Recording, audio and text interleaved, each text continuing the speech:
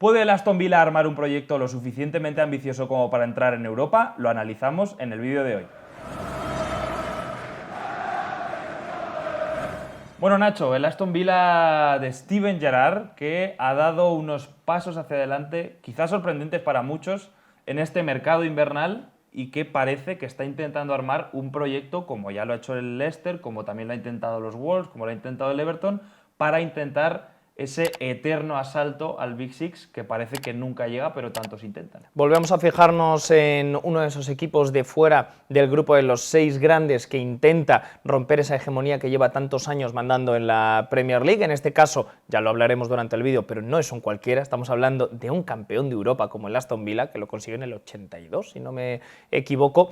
Y un equipo además que, para los fans del Villa, es un alivio ver, porque quién los ha visto y quién los ve. El Aston Villa hace no mucho pensábamos que iba incluso a desaparecer y entrar en problemas económicos realmente serios, y ahora es un equipo que también lo veremos, está saneado, da gusto ver también el ambiente que hay en el club, que está bien gestionado y que, bueno, es uno de esos que por todo nos podemos imaginar intentando esa montaña tan difícil de escalar como es el asalto al Big Six o, si lo queréis ver desde otro punto de vista, el asalto al fútbol europeo de manera consistente. Y por eso, Juan, hombre, el dinero no da la felicidad, pero te compra buenos jugadores, así que hay que empezar hablando de resultados económicos. Hay que empezar hablando de economía, porque si el Aston Villa quiere competir contra equipos que tienen mucho más presupuesto que ellos, pues tienen que dar un pasito adelante en ese apartado. Lo que está claro es que el Aston Villa está haciendo una apuesta y está intentando armar un equipo para asaltar los puestos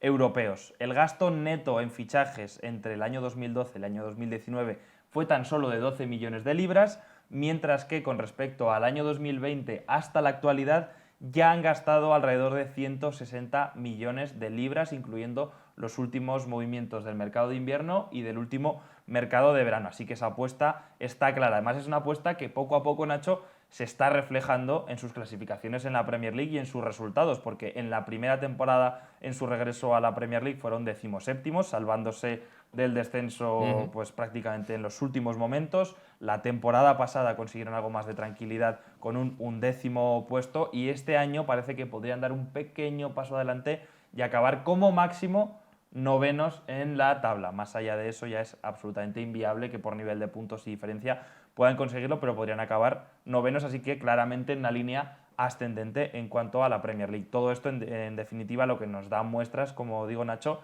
es de que están apostando por un proyecto para entrar en Europa. Y precisamente lo que queremos resolver en el día de hoy es cómo puede hacerlo el Aston Villa, qué herramientas tiene a nivel económico, a nivel deportivo, a nivel de planificación, para intentar ese asalto que tantos otros han intentado, valga la redundancia, y prácticamente nadie ha conseguido. Y por eso hay que hacer una liga de la Premier League económica. Por eso nos hemos querido fijar en los resultados económicos de los grandes equipos de la Premier para ver en qué punto el Aston Villa está respecto a todos esos gigantes. Por eso hemos hecho un resumen de los ingresos totales de todos estos equipos en la pantalla que estáis viendo. Fíjate qué animación más loca de Javier Transiciones.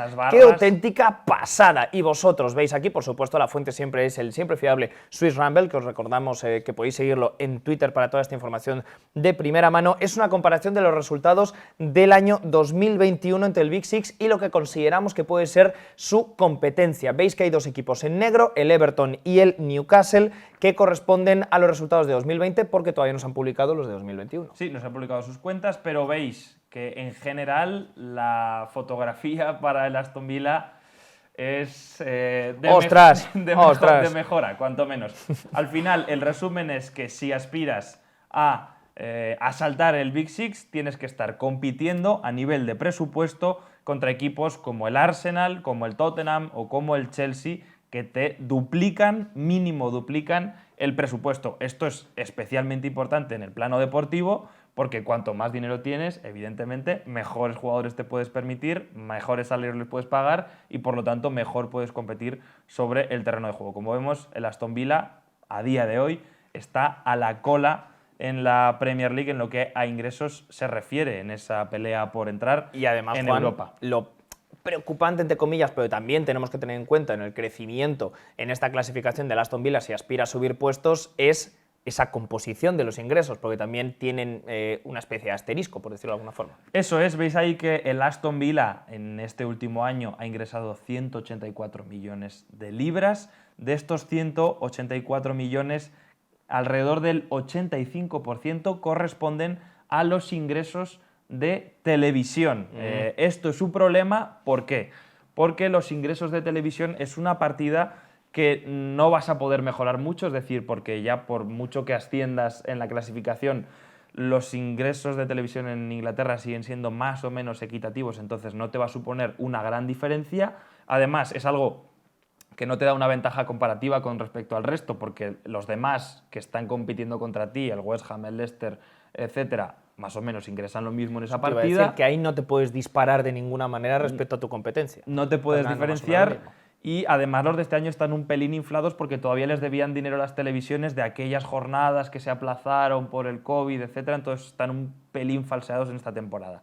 En definitiva, el resumen para el Aston Villa es: está genial que han crecido mucho durante estos últimos años, que se han asentado como un equipo en la Premier League, pero necesitan crecer en ingresos por otras vías que no sea la televisión, porque es lo que está en su mano y es un poco lo que depende de ello, y precisamente por eso, Nacho, vamos a fijarnos en otros apartados. Exacto, los ingresos también tienen bastantes partidas en las que sí que podría el Aston Villa desmarcarse o al menos ampliar mucho más sin tener en cuenta todo lo que crecen los demás. Y uno de ellos, que es una partida bastante interesante, son los ingresos del día de partido, es decir, todo lo que generas a través de venta de entradas, venta de cervezas, de comida, de camisetas dentro del estadio. Ahí lo estamos viendo, la comparación entre el Big Six y la competencia, otra vez con la fuente Swiss Rumble. Como veis, está, por ejemplo, muy desmarcado el Tottenham Hotspur gracias a ese nuevo estadio que se construyó. Es un ingreso estimado, eso sí, pero el Aston Villa todavía tiene muchísimo margen de mejora y no olvidemos que tiene un pedazo de estadio como Villa Park. Sí, tiene un pedazo de estadio que tiene alrededor de 43.000 capacidades, pero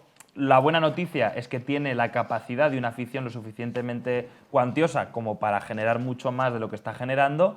La mala noticia es que sigue estando en la cola. Otra vez nos encontramos en el gráfico al Aston Villa abajo del todo y con mucha distancia, sobre todo con respecto a competidores directos como es el Newcastle o como es el West Ham, que los dos tienen pedazo de estadios y además el West Ham un estadio bastante nuevecito. La cuestión con esto al final es que es una de las partidas que tú mismo puedes mejorar y sobre todo que todos los equipos, ahora lo hablaremos más adelante en el vídeo, se están moviendo muy rápido. El propio Aston Villa, luego lo comentaremos, quiere ampliar su estadio, el Everton ya sabéis que está construyendo uno nuevo, el Leicester quiere ampliar el suyo, el West Ham ya tiene un nuevo estadio, el Tottenham ha construido un nuevo estadio, el Arsenal fue uno de los primeros que lo hizo, entonces todo esto se está moviendo muy rápido, ni siquiera va a ser una ventaja. Va a llegar un punto en el que ampliar tu estadio y aumentar las capacidades renovándolo para maximizar los ingresos ni siquiera va a ser una ventaja con respecto al resto, sino algo que tienes que tener si no te quieres quedar atrás. Claro, más que otra cosa es igualar los esfuerzos que ya están haciendo los demás y que de otra manera también te están obligando a hacerlo. Es que tiene que hacerlo el Aston Villa si quiere estar a ese mismo nivel, ya no del Big Six, sino de los competidores por entrar en el Big Six. Por cierto, estos datos no eran de esta temporada, como habéis visto en el título del gráfico, sino que eran un poco los mejores datos históricos de la historia reciente de cada uno de los clubes que han conseguido en alguna temporada. De alguna manera queríamos reflejar cuál es la máxima capacidad a la que han llegado cada uno de los equipos, explotando al máximo sus estadios. Y como vemos, el Aston Villa, la buena noticia, vamos a quedarnos con lo positivo, es que tiene todavía mucho más margen de mejora para entrar un poco en esa pelea económica por Europa. Escucho a la gente en su casa gritando: por favor, dadme otro gráfico tan guapo como esos. Quiero otro gráfico. Pues ahora vamos a hablar de ingresos comerciales. Y toma, pedías un graficote, ahí tienes otro graficote bien rechulón. Y ahí aparece el Aston Villa, efectivamente con 25 millones. Es también complicado, ¿eh? Resultados de 2021, como veis en blanco, también correspondientes al Aston Villa. De 2020, volvemos a lo mismo, Everton, Newcastle y también aparece por ahí el Brighton & Hove Albion. Eso es, aquí de nuevo nos encontramos con otra partida que el Aston Villa tiene mucha capacidad de mejora. ¿A qué se refieren los ingresos comerciales? Pues sobre todo la partida más importante dentro de esta es lo que tiene que ver con los sponsors y los patrocinadores que se acercan a tu marca. Claramente vemos como el United siempre había sido la referencia con este respecto, ya lo hemos explicado alguna vez, con esa estrategia que tienen en vez de firmar a un gran patrocinador, tienen patrocinadores para todo, tienen su propio tractor, tienen colchones, yo tienen creo. colchones, Hay tienen de todo. absolutamente Tienen de todo. un ron. Tienen Están locos. patrocinadores en 1000 mercados diferentes Podrían hacer alrededor un de centro todo el comercial mundo. que se llamase Manchester United. Entonces es un poco la referencia. El City está ahí arriba, pero ya sabéis que los patrocinadores del City tienen pues un vínculo como súper estrecho con los propios dueños del City. Entonces Tanto que puede llegar Sí. hasta a estar fuera de la legalidad. uno ya no sabe si De la FIFA. es pues publicidad, de sponsor, ingreso del dueño. Bueno, están un poco ahí difusos. Que se supone que, Sí. según ciertas normas del fair play financiero, no debería poder ser así. Sí, fue juzgado incluso por eso, pero ya sabéis que al final se salvó por un tecnicismo. Lo que de nuevo nos encontramos aquí es el Aston Villa tiene mucha capacidad para mejorar. Nunca va a Muchísimo. poder ser un arma de merchandising y de imagen y de marca a nivel global como lo es el Manchester United, pero tiene capacidad para crecer por lo menos hasta los niveles de West Ham, de Newcastle, el Brighton, que incluso está por encima de él, que es un equipo que diríamos que a nivel de dimensión y tamaño es inferior al Aston Villa o a nivel de historia. Así que tiene margen para mejorar, pero de nuevo se va a encontrar con una competencia contra equipos que le dan 1000 vueltas en este apartado. Así que una vez que os hemos presentado las cifras, ahora os presentamos las posibles soluciones, es decir, las posibles vías por las que el Aston Villa en esta guerra por tener mejores ingresos en esta liga aparte de la puramente futbolística puede subir varios puestos.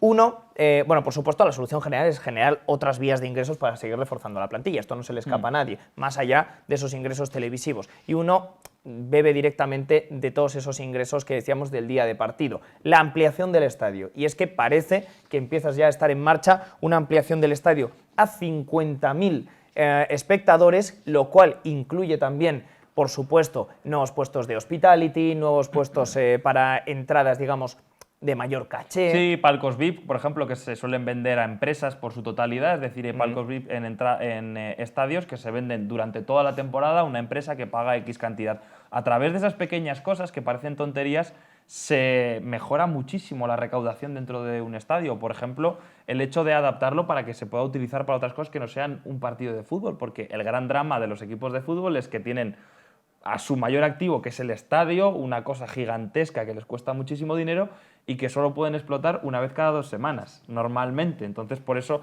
veis que hay equipos rompiéndose la cabeza, como el Tottenham, adaptando el estadio para que puedan jugar partidos de la NFL, que se puedan hacer conciertos, hacerlo cerrado, Sin cambiar dañar el lo más césped. mínimo el césped, claro. Entonces, mejorarlo no solo sirve para aumentar la capacidad y poder vender más entradas, sino además para estas pequeñas cosas que al final te hacen mejorar mucho en ingresos. No obstante, remarcamos de nuevo, es una cosa que ya ni siquiera es un extra, va a ser un deber porque lo está haciendo todo el mundo. Entonces el Aston Villa evidentemente no se quiere quedar a la cola y en los últimos resultados financieros ya confirmó que iba a hacer esa renovación y que está en las primeras fases de estudio, en un proceso que evidentemente puede alargarse porque ya sabéis que ampliar un estadio no es sencillo. Esa podría ser una vía de ampliación de ingresos. La segunda, y para mí la más interesante y la más importante que tiene el Aston Villa por delante, es mejorar en los traspasos, en la compraventa de jugadores. Ahí hay un mercado incipiente que ha habido equipos como el Liverpool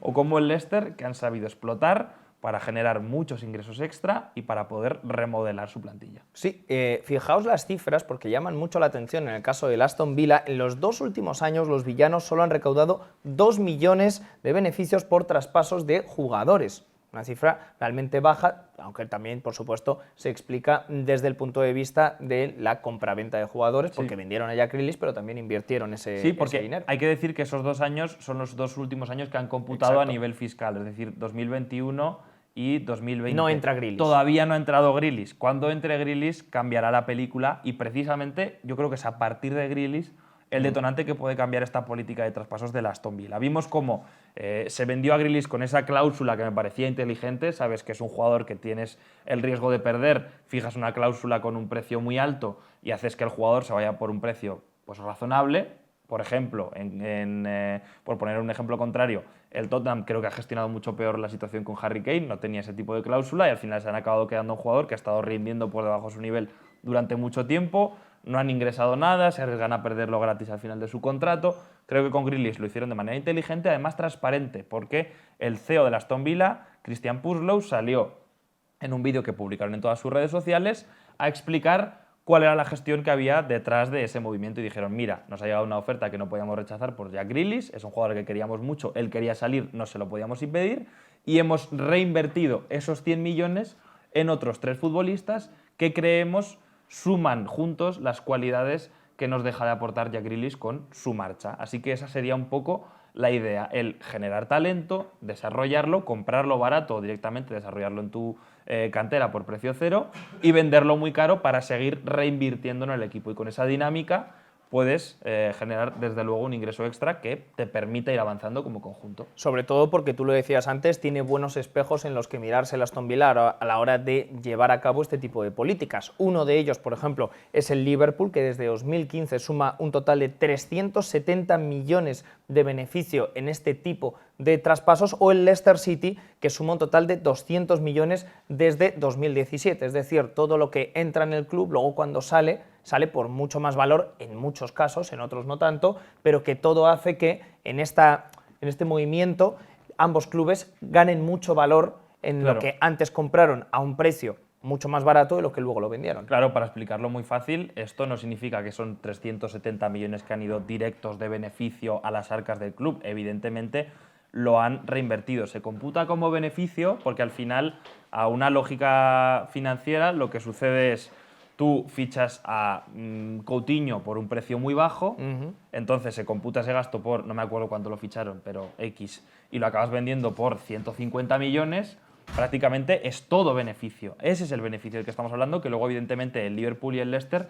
habitualmente lo reinvierten en la plantilla, o sucede por ejemplo en el Leicester con Riyad Mahrez, ¿no? A un futbolista que ficharon prácticamente gratis y lo acaban vendiendo por un dinero elevadísimo y pueden reinvertirlo en la plantilla. Es ese círculo el que quieren de alguna manera pues reproducir en el Aston Villa y el cual les podría dar un cambio diferencial, porque ya vemos que en el apartado de Matchday no es fácil competir contra equipos como el Tottenham, pero aquí, si son inteligentes y lo hacen bien, sí pueden competir mejor que el Tottenham y mejor que el Manchester United, que son equipos que a veces, precisamente por tener tanto dinero, lo derrochan y no se mueven de manera inteligente en el mercado de traspasos. Y ojo, porque hay otras vías. Otra de la que también hay que contemplar, ya no solo por los resultados que vemos, sino también por cómo se está moviendo el grupo que tiene al Aston Villa, es la vía del multigrupo, la vía de la multipropiedad, porque ya han registrado el nombre de Las Vegas Villains, que en este caso querría o aspiraría a entrar en la MLS, aunque esto es un proceso que se puede alargar hasta 2026.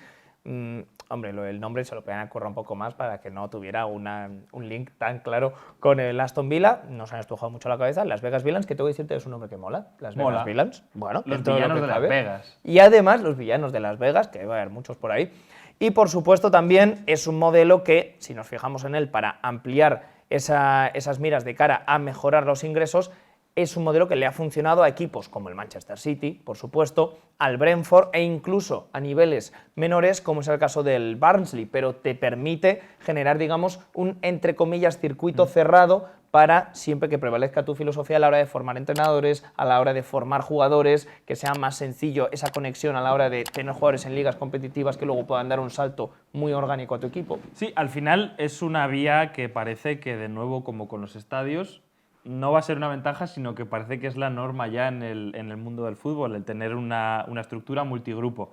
En este caso, los dueños, que son Wesley Edens y Nassef Sawiris, tienen esta intención, parece ser, desde la información que llega de la prensa británica, de ampliar quizás el Aston Villa y convertir alrededor del Aston Villa, pues crear una estructura multigrupo. Esto es especialmente interesante para equipos que están muy centrados en reclutar talento joven barato, porque primero te sirve para tener un poco más de formas de sortear estas restricciones de fichar talento joven que se impusieron a raíz del Brexit.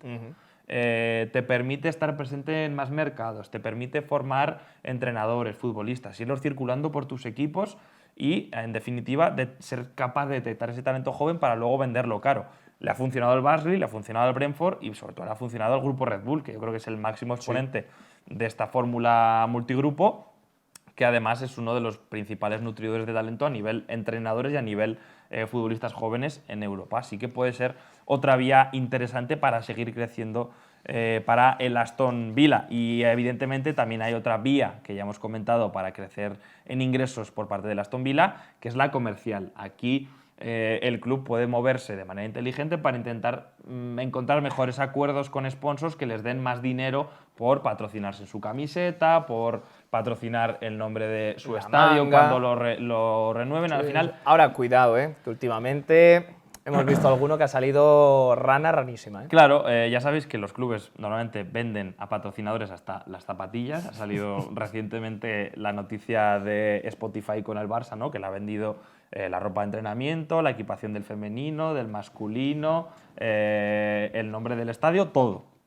Pero hay un problema con esto y es cuidado a quién se lo vendes, porque ya hemos visto que ha habido, por ejemplo, empresas relacionadas con el mundo de las NFTs y las criptomonedas que han colapsado y han dejado a clubes un poco expuestos, por ejemplo, al Manchester City, o tenemos ejemplos como el Everton, que ha vendido muchos de sus patrocinios a Usmanov, que es una persona, ya sabéis, vinculada con esas sanciones a empresarios rusos relacionados con Vladimir Putin, y al final el Everton ha tenido que cancelar todos estos patrocinios y va a tener un problemón a nivel financiero. Así que crecer en el área comercial, ok, pero ojito con quién te asocias, porque estamos viendo que el fútbol por fin se está poniendo un poquito duro al final con preguntar de dónde viene el dinero. Y por supuesto hay un tema vía de ingresos que a nadie se le escapa, que tiene que ver con entrar en Europa. Este es el techo que por ahora nadie ha conseguido romper respecto al Big Six, pero entrar en Europa de manera consistente a lo largo del tiempo es lo que de verdad traza una brecha respecto a todos los demás.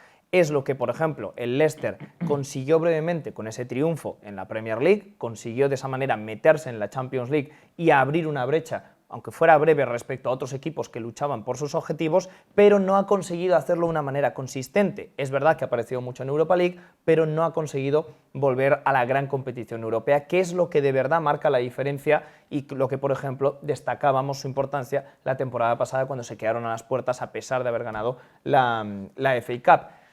Aquí está la gallina de los huevos de oro y este es el principal problema que se encuentran todos estos equipos respecto al Big Six. Por muy mal que esté, por ejemplo, el Arsenal, por ejemplo, el Tottenham, hasta que no entres varios años seguidos en la Champions, no va a haber manera, no de desbancarlos, de que te plantees maneras de desbancarlos. Claro. ¿Por qué? Esta es la gran pregunta. ¿Por qué equipos como el Aston Villa se juegan la vida y muchas veces se hipotecan para intentar entrar en Europa? Que es lo mismo que sucede precisamente con equipos que están en Championship y quieren ascender a Premier. Porque de repente el dinero que tienes es infinitamente superior. En el caso de Europa, estábamos hablando ahora de cómo el Aston Villa puede, si se pone y renueva el estadio gastando un montón y haciendo un plan que cuesta un montón de años y haciendo obras y tal, rascar 10, 15 milloncitos más en el matchday, perfecto. Que puede conseguir mejores sponsors y rascar de nuevo que otros 10 millones por la vía comercial, perfecto. Que puede fichar a un director deportivo y un equipo de datos que haga fichajes increíbles y formar un multigrupo para sacar un poquito más a través de los fichajes, perfecto. Vale. Pero la gran diferencia es que de repente un año entras en Champions y sin pasar prácticamente de fase de grupos, no digamos ya si llegas lejos en la competición, te llueven 50, 60, 70 millones extra que te llegan de golpe, y no solo eso, sino que además te llegan a ti y al resto de tus competidores directos no.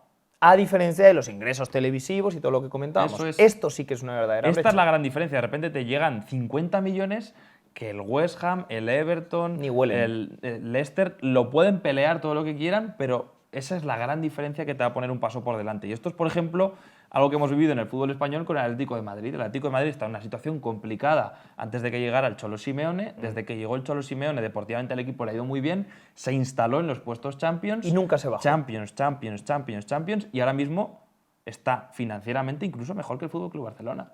Ha dado un salto cualitativo que le permite ser mucho más competitivo sobre el campo gracias a las finanzas. Así que ese es el último paso. Todo este rollo es con el objetivo de entrar en Champions, pero como decimos, no vale entrar en Champions una vez. Hay que entrar de manera recurrente en Europa para que esos ingresos extra te empiecen a distanciar del resto hasta un punto en el que ya sea insalvable, que es el punto en el que están los 6 integrantes del Big Six, que por muy mal que lo hagan, es casi imposible que caigan. También muy brevemente hemos querido fijarnos en la plantilla. Es verdad que la plantilla no se puede mejorar de una manera realmente determinante si no es mediante estas vías de ingresos, pero también por ahí hay margen de mejora, al menos para dar el siguiente paso e intentar ya poco a poco mirar a esa zona alta de la tabla en vez de mirar a la mitad baja. Empezamos en la portería, donde Emi Martínez hay que reconocer que está teniendo una temporada mala respecto a otras temporadas, la anterior, por ejemplo, donde fue uno de los mejores porteros de toda la Premier League, después, al mismo tiempo, de hacer una buena irrupción o tener una buena irrupción tardía en el Arsenal. Y es que aquí es donde da la sensación, Juan, de que al argentino le puede venir bien la competencia, como le pasó en su día en el Arsenal con Bernd Leno, para otra vez activar su mejor versión. Eso es, estábamos hablando ahora de cómo aumentar los ingresos, vamos a hablar de cómo reinvertirlos en la plantilla y seguir creciendo. La portería voy a estornudar, es, ¿vale? Tú habla, por favor, adelante. La portería claramente es una vía de mejora para el Aston Villa, porque además se va a quedar muy desguarnecida. Olsen, que llega como cedido esta temporada, se va a marchar al final de la misma y por lo tanto hará falta fichar a un portero suplente. Vendría bien que hubiera competencia para reactivar a Emi o por lo menos generar una portería un tanto más segura. Otra zona que evidentemente le vendría muy bien cubrir al Aston Villa es la del lateral. Tiene a dos laterales titulares muy buenos después de haber fichado a Digne en el mercado de invierno y con Matty Cash en otra banda. Sin embargo, a Matt Target, es muy probable que lo pierda en el mercado veraniego porque se marchará al Newcastle. Parece ser que está cedido actualmente, pero tiene posiblemente una opción de compra que se está hablando de que puede ser alrededor de los 15 millones de libras. Eso ha dicho al menos Miles Starford de Shields Gazette, que nos parece una buena fuente. Entonces, con esos 15 millones, por ejemplo, que te pueden llegar por Target, el objetivo sería intentar fichar un lateral suplente que pueda hacerle un poquito de competencia y sobre todo tener un buen seguro de vida si alguno de los dos titulares se lesiona, porque vuelve de cesión Gilbert, que yo creo que no es un lateral de demasiadas garantías. No parece que a Hierro al menos le vaya a convencer. O si quieres dar un paso adelante, estamos hablando en definitiva. Claro. Y parece que, por lo menos para contar algo de veteranía en el campo, quieren renovar a Ashley Young por una temporada más y tener también a ese efectivo como lateral suplente. También incluso yo haría un breve comentario sobre el centro de la defensa. Es verdad que Ezri Konsa y Tyrone Mings no están mal, teniendo además a Corney House, teniendo a Callum Chambers, que no me salía el nombre, que está rindiendo bien como jugador de nueva incorporación, pero aquí me recuerda un poco al tema del Newcastle. El Newcastle ahora en su nueva situación, no solo Lascelles se queda quizá un poco corto deportivamente para dar el siguiente salto, sino que además es su capitán. Aquí tienes un doble problema, porque también está retocando la jerarquía del club. Con Tyrone Mings hablamos del capitán y también de un jugador que en ningún caso nos parece un mal jugador, pero sí que creo que para el siguiente paso a lo mejor se te queda como un jugador algo más errático de lo que se puede permitir el Aston Villa si quiere instalarse en el top 10. Y además es su capitán, así que cuidado cómo gestionas esa situación. Sí, por ejemplo, es un cambio que hemos visto en el Newcastle y hemos visto a otro nivel en el Liverpool. En el Liverpool, cuando llega Jurgen Klopp, tiene a Dejan Lovren y a Sakho como centrales más o menos titulares y acaba reemplazándolos a los dos y sobre todo dando un paso hacia adelante como equipo con la seguridad defensiva que le da un fichaje líder como es Van Dijk en la defensa del Liverpool, como es Dan Barney en la defensa del Newcastle ahora, o muchos otros ejemplos que hemos podido ver en el fútbol en la historia reciente. Otra línea de mejora que más o menos públicamente ha reconocido el Aston Villa es la del centro del campo en una posición más bien defensiva, de soporte, alguien que sostenga toda la vocación ofensiva que quiere tener el Villa del centro del campo para adelante. Con Jacob Ramsey y con John McGinn, desde luego tienes ahí dos puñales. Eso es, lo que necesitas es alguien que sostenga al equipo en el centro del campo y solo existe en esa posición como persona con una vocación natural por ella, Nakamba, que ha estado lesionado durante muchos tramos de esta temporada, y Douglas Luiz también ha actuado en esa posición, pero quizás pues no es ese perfil tan defensivo. Al final se ha llegado a interesar el Villa, según rumores en el mercado de invierno, por Bissouma, que es uno de los grandes activos en la Premier League en esta temporada en esa posición. Otra opción, por ejemplo, sería Calvin Phillips, si el Leeds acaba descendiendo o bueno, pues si al final pueden intentar hacerse con los servicios de este jugador internacional inglés, que desde luego cumple el perfil de ese centrocampista defensivo que le vendría bien al Aston Villa. Al final la sensación que nos da el Aston Villa por ese perfil de centrocampista que está buscando es que quiere un centrocampista pivote, pero que en ningún caso pierda el buen toque de balón, porque Yves Bissouma tiene un buen manejo del balón, a pesar de ese corte defensivo. Sonó James Ward-Prowse bastante fuerte, y James Ward-Prowse está acostumbrado a estar en la base de la jugada, pero es un jugador con un pie extraordinario. Ya has mencionado tú a otro jugador que no me acuerdo, Calvin Phillips, que ha aparecido ahora justo en pantalla y no me acuerdo de su nombre, pero ya vemos que no quiere un perfil simplemente defensivo, sino algo mucho más relativo al equilibrio con y sin balón para el equipo. Un equilibrio que quizá Nakamba por un lado no te da, y por el otro lado Douglas Luiz tampoco, aunque son dos jugadores que han jugado bien con Steven Gerrard. Luego también está el melón que hay que abrir de Coutinho. El melao. ¿Por qué Philippe Coutinho? Cuidado el watermelon de Philippe Coutinho, porque estamos hablando de un jugador renacido en el Aston Villa, al que le ha venido de lujo la irrupción de Steven Gerrard en el banquillo de los villanos. Nosotros comentamos que nos daba miedo respecto a quién le iba a quitar el puesto en el Aston Villa. No ha sido Jacob Ramsey, lo cual es una buena noticia para los villanos, que uno de los grandes productos jóvenes del Aston Villa no haya visto frenada su progresión. Sí juega más el papel de que o se cae a lo mejor del 11 Ings o Watkins, o Leon Bailey no tiene el protagonismo también por lo que le arrebatan las lesiones, pero el caso es que ha entrado bien en el equipo, está haciendo una muy buena mitad de temporada, que es la que le corresponde al haber llegado en invierno. El tema está que desde España se dice que tiene una opción de compra de 40 millones. Coutinho ya tiene 30 años. Es un dineral. Sí, en verano se va a plantar con 30 años, que los cumplirá en apenas unos meses, y es, desde luego, mucho dinero para un futbolista con esa edad. Además, si decíamos que el Villa en el mercado de traspasos quiere imitar al Liverpool, el Liverpool hizo justo lo contrario, que era venderle a Coutinho al Barça y no comprárselo. Exacto. Pero desde luego parece ser que Gerrard, según lo que ha dicho en ruedas de prensa, estaba buscando a un jugador diferencial que le diera ese toque definitivo en tres cuartos de campo, y Coutinho se lo está dando. ¿Merece eso una inversión de 40 millones en el equipo por un jugador que no te va a dar tantas temporadas al máximo nivel? Es una duda que desde luego tiene que acometer el Villa en este verano. Y por último pasamos a la posición de delantero. Aquí tiene a dos futbolistas de nivel, de muy buen nivel, como son Ollie Watkins y Danny Ings, los cuales pensábamos que se iban a estar quizás alternando, porque precisamente Ollie Watkins había dado su gran paso hacia adelante como futbolista, desplazándose desde la banda hacia el centro del ataque para ser diferencial y marcar muchos goles. Sin embargo, vemos que Steven Gerrard está apostando por la convivencia, es decir, cuando normalmente juegan juntos, apostando un poco más por Watkins de nuevo en la banda y Danny Ings más en el centro, incluso por una doble punta. Entonces, si los dos delanteros que tienes en plantilla los vas a tener que utilizar como titulares, necesitas a alguien como suplente. En este caso van a volver de cesión Wesley y Keenan Davis, los cuales, si quieres montar un proyecto europeo, parece ser que no. Si quieres montar Casi te diría incluso para el perfil de delantero que necesita Gerrard. Si quieres, por un tema de natalidad, repoblar Birmingham y tal, quizás ahí estás encontrando a tus personas. Vale. Ahí sí. Desde el punto de vista incluso de seguridad a la hora de proteger las puertas del estadio, también, porque cualquiera de los dos te suelta un cate y te pone a bailar. Ahora, futbolísticamente hablando, goles. No encajan goles estos muchachos. en un campo de fútbol. No encajan estos muchachos. No, entonces tendría que, desde luego, invertir un poco para la delantera. En general vemos como la reconstrucción de la plantilla sobre todo viene de una cosa que tienen todos los equipos que compiten por plazas europeas, y es profundidad de banquillo. La capacidad de que una lesión no te lastre toda una temporada. Esto es lo que le ha hecho dar un paso hacia adelante a muchos equipos, y lo que desde luego le vendría bien a Aston Villa, que hay que decir que tal cual tiene ahora el equipo con las inversiones que ha hecho, tiene un once titular por lo menos digno para estar en la pelea, en la pelea, pero necesita más profundidad de banquillo y quizás un paso adelante en algunas posiciones clave, como es el centro del campo o como es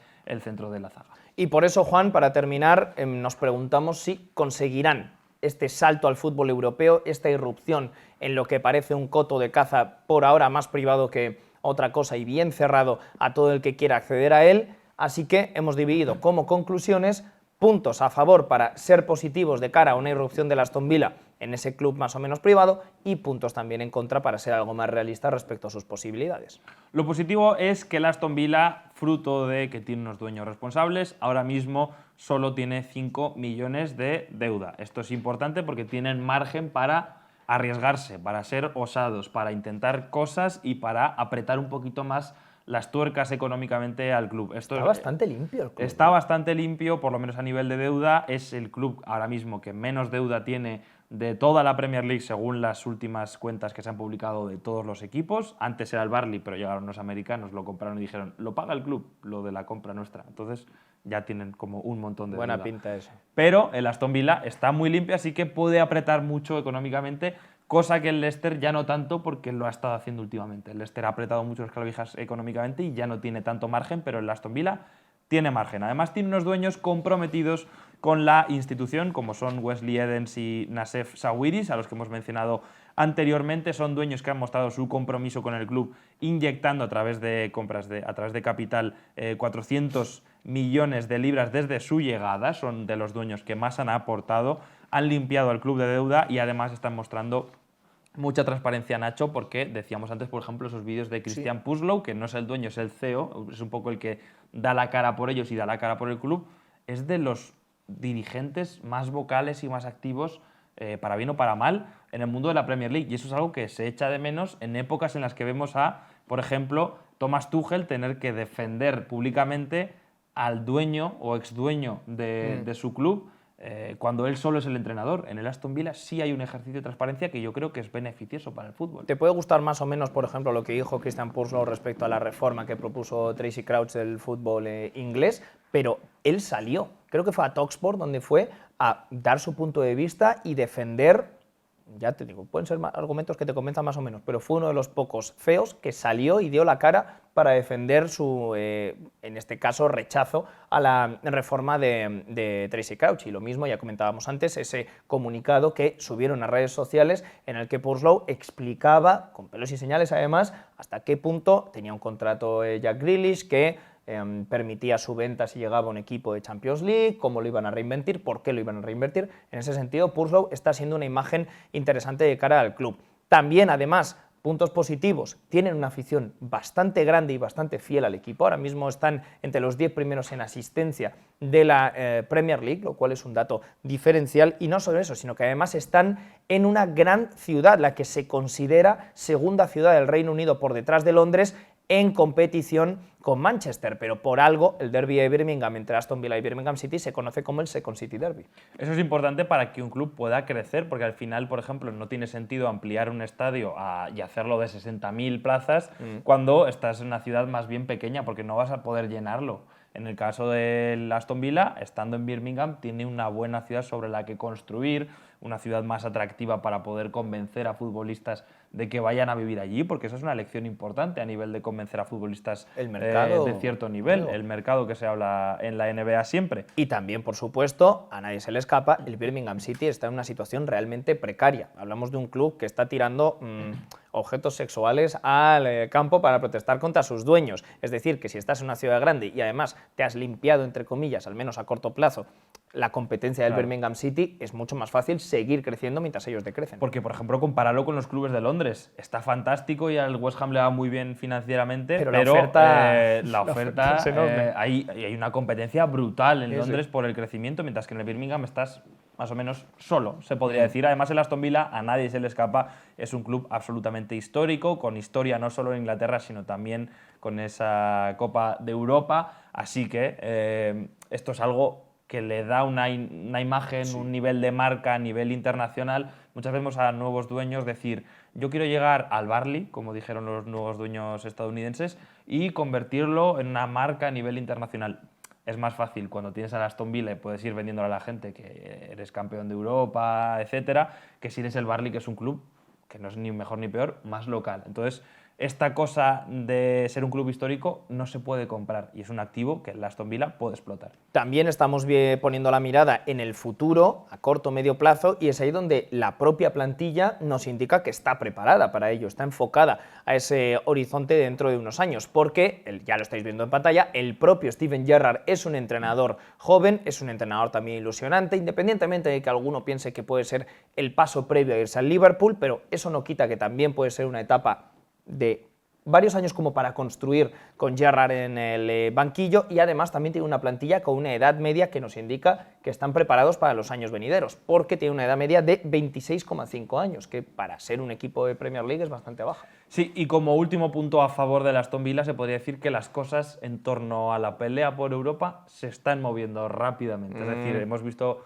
la entrada del Newcastle, que ahora veremos es algo evidentemente negativo porque se aumenta la competencia, pero el Everton lo está pasando mal, el Chelsea de repente lo está pasando mal. Es muy difícil que el Chelsea llegue a un nivel de colapso en el que ceda uno de los puestos del Big Six, pero se ha llevado un bofetón con el que no contábamos hace medio año. se están moviendo las cosas, cosa que ya es noticia. Estos son los puntos a favor para pensar que el Aston Villa, ¿por qué no?, puede pues al final confirmar ese asalto a Europa. Y ahora, Juan, bájanos a la tierra. En cuanto a puntos negativos, evidentemente mencionábamos al Newcastle. Es muy difícil competir contra equipos como el Newcastle o contra el Manchester City. Son Clubes equipos estado. que al final tenemos muchas dudas de que a día de hoy, sobre todo después de la pandemia, haya un control financiero, lo que se llamaba el fair play financiero por parte de UEFA, y también lo lleva internamente la Premier League, siga vigente. Hay muchos clubes que están al límite a nivel económico y no se es tan estricto, ni mucho menos como se es, por ejemplo, en la Liga, con ese conocido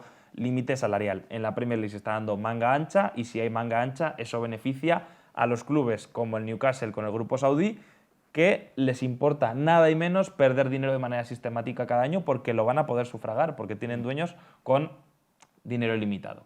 Sí, además de eso, también hay que tener en cuenta que en los últimos años ha aumentado la competencia por ese mismo objetivo que persigue el Aston Villa. Dos buenos ejemplos son los Wolves y el otro, lógicamente, es el Leicester City, que ya hemos mencionado, pero que también ha estado en la pelea por mucho que este año se haya caído. De hecho, es curioso porque el año pasado se caen los Wolves y el Leicester sigue en la pelea, este año se cae el Leicester, pero vuelven a aparecer los Wolves para, quizá no meterse, pero sí volver a dejar claro que están llamando a la puerta. Es que hay muchos equipos, también está el West Ham, de repente va a irrumpir el Tienes razón, Newcastle, el West Ham. más competir contra el Big Six, que ya es una ya es heroicidad. suficientemente grande. Y ese es el último punto negativo, muchachos. Al final, si quieres entrar en Europa, tienes que asumir la terrible realidad, porque así de injusto es el fútbol y así de desigual se ha permitido que llegue en este punto de la actualidad.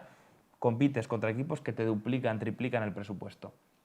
Pueden fichar jugadores mucho mejores que tú, tienen muchos más recursos que tú y tienen las cosas desde el punto de partida mucho más fáciles que tú. Entonces, el problema para equipos como el Aston Villa, como el Leicester, como el Everton, como el West Ham, como hemos advertido muchas otras veces, es que necesitan hacerlo todo constantemente bien. Necesitan acertar con cada fichaje, acertar con cada decisión, acertar con cada sponsor, exprimir hasta el último centavo que puedan conseguir para intentar reducir esas diferencias, mientras que equipos grandes como el United, por ejemplo, o como el Arsenal, hemos visto recientemente que pueden pasar por crisis de resultados bastante prolongadas, y la diferencia a nivel de marca, a nivel de entidad, a nivel de ingresos, a nivel económico es tan grande que se pueden permitir fallar mucho, mientras que estos equipos más pequeños tienen que dar siempre con la tecla. Entonces es una pelea desigual, pero desde luego es la pelea a la que nos enfrentamos, tal y como ha ido derivando el fútbol en la actualidad.